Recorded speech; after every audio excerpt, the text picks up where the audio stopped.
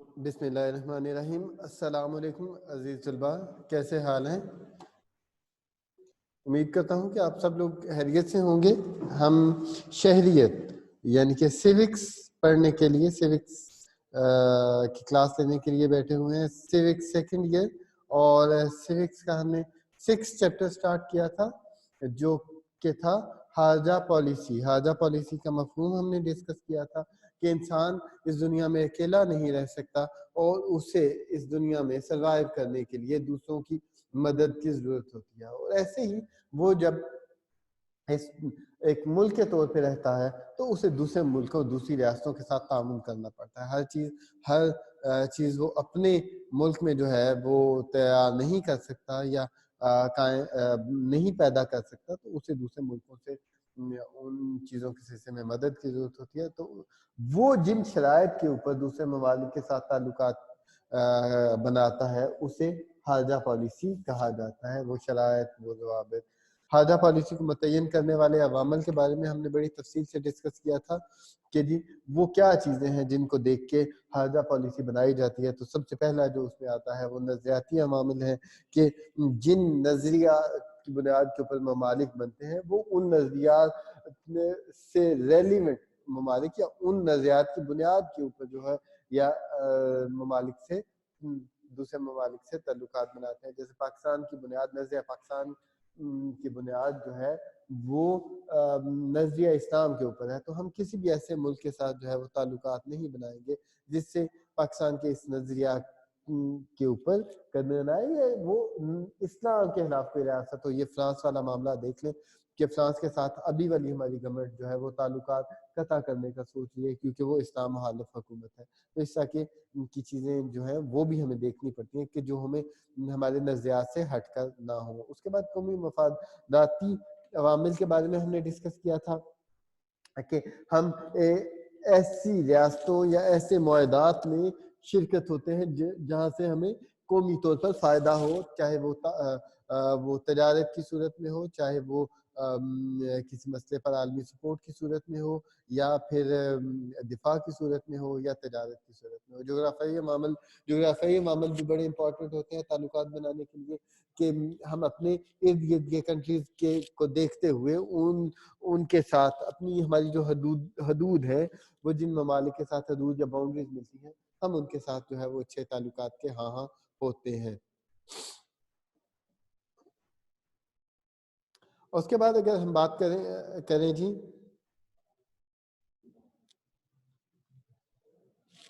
اقتصادی عوامل کہ ہم تجارتی تعلقات بناتے ہیں دوسرے ممالک کے ساتھ، نفسیاتی اور تاریخی عوامل کہ جو تاریخی طور پر جن ممالک کے ساتھ ہمارے کوئی اچھے روابط ہو سکتے ہیں، جیسے ترکی کے ساتھ ہمارے اچھے تعلقات ہیں، سعودی عربیہ کے ساتھ اچھے تعلقات ہیں۔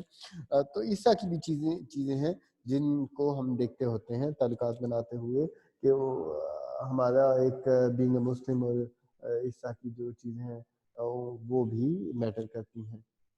واقعاتی عوامل، کچھ واقعات بھی ہوتے ہیں جن کی بنیاد کے اوپر ہمیں اپنی خارجہ پالیسی کو چینج کرنا پڑتا ہے۔ جیسے اس کی ایگزامپل میں نے دی تھی کہ روس کا حملہ جو ہوا تھا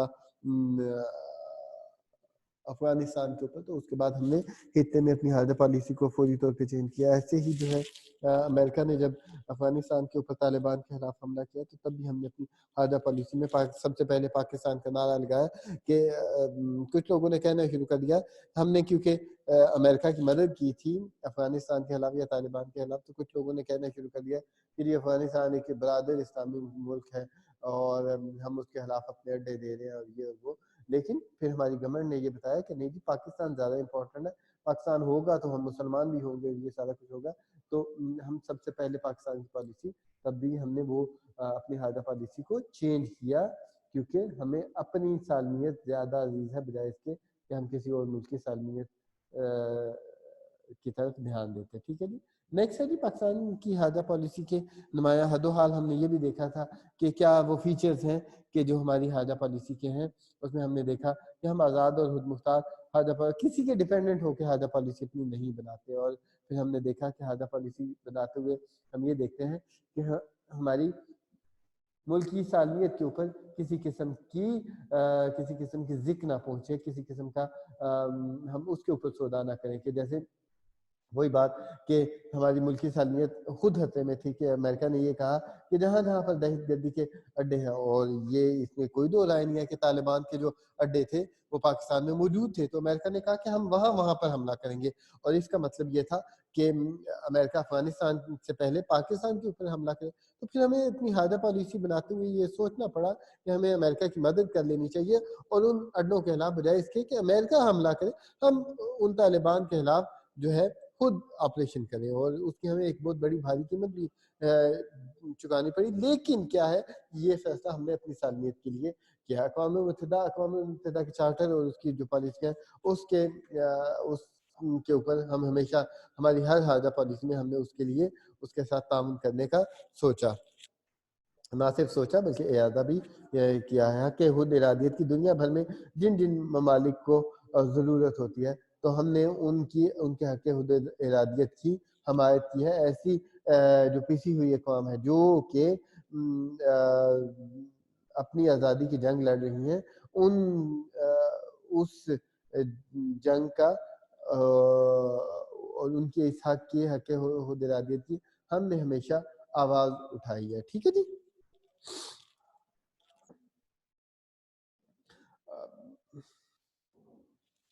اس کے بعد ہے جی ہمسایہ ممالک کے ساتھ دوستانہ تعلقات۔ پاکستان نے ہمیشہ جو ہے وہ ہمسایہ ممالک کے ساتھ دوستانہ تعلقات قائم کرنے کا ارادہ کیا ہے۔ پاکستان نے بھارت سے بھی ہمیشہ یہی کہا ہے کہ ہم دو طرفہ تعلقات جو ہیں وہ برابری کی بنیاد کے اوپر دوستانہ تعلقات بنانا چاہتے ہیں، اور یہی ہم نے ہمیشہ اس بات کا ارادہ بھی کیا ہے۔ ٹھیک ہو گیا۔ دہشت گردی کی مخالفت۔ دہشت گرد پاکستان خود جو ہے وہ دہشت گردی کا شکار ملک رہا ہے، اور اس نے ہمیشہ جو ہے دنیا بھر میں جہاں کہیں پہ بھی دہشت گردی ہوئی ہے اس کی مخالفت کی ہے۔ تو پاکستان یہ دہشت گردانہ تمام ایکٹیویٹیز کی مخالفت بھی کرتا ہے، اور دنیا بھر میں جہاں کہیں پہ بھی دہشت گردی ہوتی ہے اس سے بچاؤ کے لیے اپنی مدد بھی فراہم کرتا ہے۔ نیکسٹ ہے جی پاکستان کی حاجہ پالیسی کے نمایاں حال میں تیسری دنیا کے ساتھ رابطہ۔ یہ جو غریب ممالک ہیں یا جو یہ فار ایسٹ کے کنٹریز ہیں، ان کے ساتھ بھی پاکستان نے اچھے تعلقات اور بنانے کی کوشش کی ہے۔ یہ ہماری حاجہ پالیسی کی بنیادی اصولوں میں سے ایک ہے، اور سب سے بڑا جو ہمارا حاجہ پالیسی کا مقصد ہے، ہم ایسے ممالک کے ساتھ تعلقات بناتے ہیں یا ایسی ہماری پالیسی رہی ہے کہ جس میں ہم سب سے پہلے جموں کشمیر کی آزادی کے لیے بات کرتے ہیں۔ ہم جب بھی کسی ملک کے ساتھ تعاون بنانے کی کوشش کرتے ہیں تو ہم نے ہمیشہ جو ہے وہ کشمیر کی آزادی کی بات کی ہے۔ ٹھیک ہے جی، ہو گیا جی۔ جارحیت کی مخالفت۔ جب بھی کوئی ملک جو ہے وہ کسی ملک کے اوپر حملہ کرتا ہے تو پاکستان نے ہمیشہ اس مظلوم ملک کا ساتھ دیا ہے۔ اور اس کے بعد ہے جی نوآبادیاتی نظام کی خلافت۔ جیسے پاکستان خود بڑا عرصہ تک نوآبادیاتی نظام کا حصہ رہا ہے، برطانیہ کے قبضے میں رہا ہے، تو پاکستان ایسی کسی بھی استعماریت کی یا ایسے کسی بھی قبضے کی مخالفت کرتا ہے، اور عوام کو ان ممالک کو ان کا حق دلوانے میں مدد فراہم کرتا ہے۔ سرمایہ کاری کی پالیسی۔ پاکستان یہ بھی چاہتا ہے کہ ایسے ممالک میں سے تعلقات بنائے جو پاکستان میں آ کے سرمایہ کاری کرے، یا پھر پاکستان کو اپنے علاقوں میں سرمایہ کاری کرنے کی اجازت دے۔ ٹھیک ہے جی۔ نیکسٹ جو پوائنٹ ہے، ابھی میں نے صرف آپ کو پچھلا ٹاپک جو ہے وہ ریوائز کروایا ہے، ہم آگے بات کرنے جا رہے ہیں پاکستان کے ہمسایہ ممالک کے ساتھ تعلقات، اور یہ ہے پیج نمبر 104 کے اوپر۔ اگر ہم اس کی بات کریں تو سب سے پہلے جو ہم نے چیک کرنا ہے وہ ہے جی عوامی جمہوریہ چین کے ساتھ تعلقات۔ عوامی جمہوریہ چین پاکستان کا عظیم ہمسایہ ملک ہے، جس کے صوبے सिंकियोंग की सरहदें पाकिस्तान के साथ मिलती हैं, पाकिस्तान के शुमाली इलाकों के साथ मिलती हैं। 1949 में पाकिस्तान के बाद जो है वो चीन क़याम में आया था और पाकिस्तान ने इसे तस्लीम कर लिया था। 1954-55 में पाक चीन ताल्लुकात का आगाज हुआ और ये दोनों दोस्त जो हैं तब से अब तक जो है वो दोस्ती के अटूट रिश्ते में बन गए। दोनों मुल्कों की एक दूसरे को ज़रूरत भी हमेशा से रही है और दोनों ने एक दूसरे का साथ भी बड़ा निभाया है। तारीख़ के मुख्तलिफ अदवार में ये दोस्ती मजबूत से मजबूत तर होती चली गई। दोनों ममालिक की दोस्ती और अवाम के पुरखलूस जज्बों पर कायम है। दोनों कौमों के दरमियान दिली हमाहंगी मौजूद है। अमन और जंग दोनों सूरतों में चीन बहुत ही काबिले एतमाद जो हमारा दोस्त है वो साबित हुआ है। चीन ने हमेशा हमारी मदद की है, चाहे वो 65 की जंग हो, चाहे वो कारगिल की जंग हो, चाहे वो 71 की जंग हो, कोई सैलाब हो, कोई जल्जला हो, जब भी पाकिस्तान के ऊपर कोई मुश्किल वक्त आया है चीन ने हमारी मदद की है। ना सिर्फ ये, जब चीन पावरफुल कंट्री बन गया और चीन को वीटो का इख्तियार हासिल हो गया, तो जब कभी भी पाकिस्तान के खिलाफ कोई भी करारदाद जो है वो सलामती कौंसिल में पेश हुई तो चाइना ने उसको वीटो किया और चाइना ने हमेशा इस बात का इरादा किया कि जो पाकिस्तान है, पाकिस्तान के ऊपर हमला, चाइना के ऊपर हमला तस्वर किया जाएगा। ठीक हो गया जी। नेक्स्ट है जी, हम ये देखते हैं पाक चीन ताल्लुकात के बारे में। कुछ लोगों ने जो है कुछ लोगों ने क्या कि हमारे ही बहुत सारे जो हुक्मरान हैं और चाइना के जो हुक्मरान हैं वो एक बात की इरादा करते रहते हैं। वही उन्होंने हमेशा बहुत सारे जुमले, तारीखी जुमले कहे हुए हैं। उनमें सबसे पहला जो है वो चीन दुनिया के हर खतरे के खिलाफ पाकिस्तान की हिफाजत करेगा, पाकिस्तान की मदद करेगा और ये उसने साबित भी किया है। ये पाक चीन दोस्ती एक दरिया है जिसके बहाव को साम्राज्य की दीवार कभी नहीं रोक सकती। कोई भी ताकत है, कोई भी साम्राज्य कुव्वत है, कोई भी सरमायादारान मुल्क, ये बेसिकली अमेरिका की तरफ एक जो इशारा है कि कभी भी अमेरिका या ऐसी बड़ी ताकतें जो है वो इस दोस्ती के खिलाफ कभी भी नहीं जा सकती या इनकी वजह से हमारी दोस्ती नहीं रुक सकती। पाक चीन दोस्ती, ये एक बहुत बड़ी कॉमन लाइन है जो कही जाती है। पाक चीन दोस्ती हिमालय से बुलंद, हिमालय वो जो पहाड़ हैं जो पाकिस्तान और चाइना के दरमियान है, उन पहाड़ों का जिक्र किया जाता है। और दूसरी बड़ी चोटी जो है केटू, वो भी इन्हीं में शामिल है। तो वो कहा जाता है कि हिमालय से बुलंद है और बहीरा अरब से गहरी है। इतनी गहरी हिमालय और इतनी स्ट्रॉन्ग बॉन्डिंग है इन दोनों मुल्कों की। ठीक है जी। हमारी जो चंद मिसालें हैं पाक चीन दोस्ती की, उनके बारे में डिस्कस करते हैं कि जी पाकिस्तान जब चाइना आज़ाद हुआ तो चाइना को सलामती कौंसिल का रुकन बनाए जाने की भरपूर हिमायत पाकिस्तान ने की और पाकिस्तान ने चीन के हक में आवाज़ उठाई। Pakistan is the only country कि जब हुआ ये था कि चीन में ना जो चीन के चुएनलाई की जो हुकूमत है वो बन चुकी थी, लेकिन जिससे ये इनकलाब आया, चुएनलाई का ये जो इनकलाब आया और इन्होंने माओज़ेतन का जो इनकलाब आया था तो उनकी गवर्नमेंट बन चुकी, लेकिन अक़वाम मुत्तहिदा में अभी तक वो जो इससे पहले वाली गवर्नमेंट थी, पैरेलल गवर्नमेंट थी, जिनसे ये इक़्तिदार ले लिया गया था, वो उसको रुकनीत हासिल थी। तो पाकिस्तान ने कहा कि नहीं, ये माओज़ेतन की जो हुकूमत है इसे जो है वो मेंबर बनाया जाए जो ओरिजिनल जिन लोगों के पास रियासत है। ठीक है, तो पहली दफा ये कैंसिल हो गया। पाकिस्तान ने फिर लॉबिंग की, पाकिस्तान ने दूसरे ममालिक के साथ भी रब्ता किया और चाइना के हक में राय हमवार की और यूं फाइनली जब दूसरी दफा वोटिंग हुई पाकिस्तान के एक पॉजिटिव किरदार की वजह से चाइना को सलामती कौंसिल का रुकन बनाया गया। और एक मज़े की बात यह है कि चाइना आज दिन तक इस एहसान को याद रखे हुए है। ठीक है जी। उसके बाद है जी 1962 में क्या हुआ कि लद्दाख और नीफा के मामला को लेकर, ये मामला 1959 में शुरू हुआ। भारत और चाइना के दरमियान सरहदी तनाज़ा शुरू हुआ जब भारत ने ये कहना शुरू कर दिया कि चाइना ने बहुत सारे जो भारतीय इलाके हैं ان کے اوپر ان کو اپنے نقشے میں شو کیا ہے جو کہ ہمیں قبول نہیں ہے. اس مسئلہ کو لے کر ان دونوں ممالک کے درمیان جو ہے وہ کشیدگی شروع ہو گئی. اس کے بعد کیا ہوا, چائنا نے یہ کہا کہ ہماچل پردیش جو ہے اور لداخ کا علاقہ جو ہے, لداخ اور ہماچل پردیش کا علاقہ ہے, یہ ہمارا ہے. اور وہ جو 1800 سم تھنگ 1800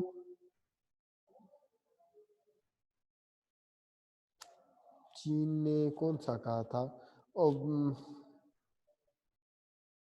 1842 میں وہ جو برٹش انڈیا کی جو سرحدیں قائم کی گئی تھی ان میں چین تو ایک فریق تھا ہی نہیں. تو یہ کیسے ممکن ہے کہ آپ ہماری موجودگی میں ایک سرحد کو فائنلائز کر دیتے ہیں اور کہتے ہیں کہ ہم بھی اسے مانیں نہیں. یہ ہماچل پردیش کے علاقہ, یہ سکم کا علاقہ, یہ لداخ کا علاقہ, تبت کا علاقہ, یہ چائنا کی ملکیت ہے.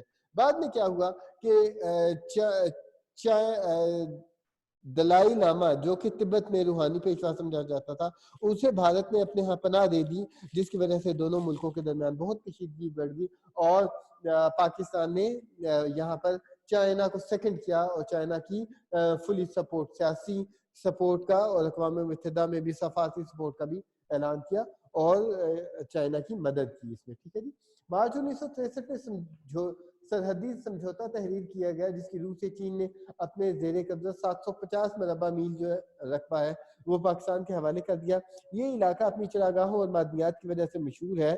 پاکستان نے معاہدے کے تحت 1 انچ بھی چین کے حوالے نہیں کی تھی. اچھا, یہ کہا جاتا ہے, اور اس میں کیا ہوا کہ سب سے بڑا جو تکلیف ہوئی وہ امریکہ کو اور بھارت کو ہوئی. ان کا یہ کہنا تھا اس معاہدے کی روح سے چائنا نے ایک بہت بڑا علاقہ, جیسے میں نے کہا نا کہ وہ بھارت کے ساتھ ایک بہت بڑے علاقے کے بارے میں وہ کلیم کرتا تھا کہ یہ ہمارا علاقہ ہے اور بھارت نے اس کے اوپر قبضہ کیا ہوا ہے. Same with the Pakistani territory, Pakistan کے بھی ایک بہت بڑے علاقے کے بارے میں اس کا یہ خیال تھا کہ پاکستان نے اس کے اوپر پاکستان یہ اس کے علاقے ہیں. لیکن 1963 کے ایک معاہدے کے تحت اس نے یہ پاکستان کو علاقے دے دیے کہ ہم اس کے اوپر کلیم نہیں کرتے, آپ ہی رکھیں. اس کے بدلے میں بھارت یہ کہتا ہے کہ سائچن کا ایک علاقہ جو ہے سائچن یا ہاں جی سائچن کا علاقہ ہے, اس کے بارے میں بھارت کا یہ کلیم تھا کہ یہ پاکستان نے اس کے اوپر اپنا کلیم ختم کر کے اور یہ چائنا کے حوالے کر دیا تھا. اور یہی وہ وجہ تھی کہ بھارت کا یہ خیال تھا کہ پاکستان اور چائنا کا یہ معاہدہ ہمارے لیے مشکلات پیدا کرے گا. اس معاہدے کی شک سے کوئی اتنا غیر آئینی یہ معاہدہ تھا نہیں. پاکستان نے یہ کہا تھا کہ مقبوضہ کشمیر کا جو علاقہ ہے, یہ جو کشمیر کا ڈسپیوٹ ہے, یہ جب حل ہوگا تو ہم اسی معاہدے کو دوبارہ ریوائو کریں گے. اگر تو سرحدیں ہم طے کر جاتے ہیں کہ یہ سرحدیں سیم رہیں گی تو یہی معاہدہ جو ہے ہم اس کے اوپر ری سائن کر لیں گے, ورنہ ہمیں نیا معاہدہ کرنا پڑے گا. لیکن ابھی تک وہ کشمیر کا معاملہ حل نہ ہو سکا اور وہی معاہدہ چلتا ہوا آ رہا ہے. نیکسٹ چلتے ہیں جی.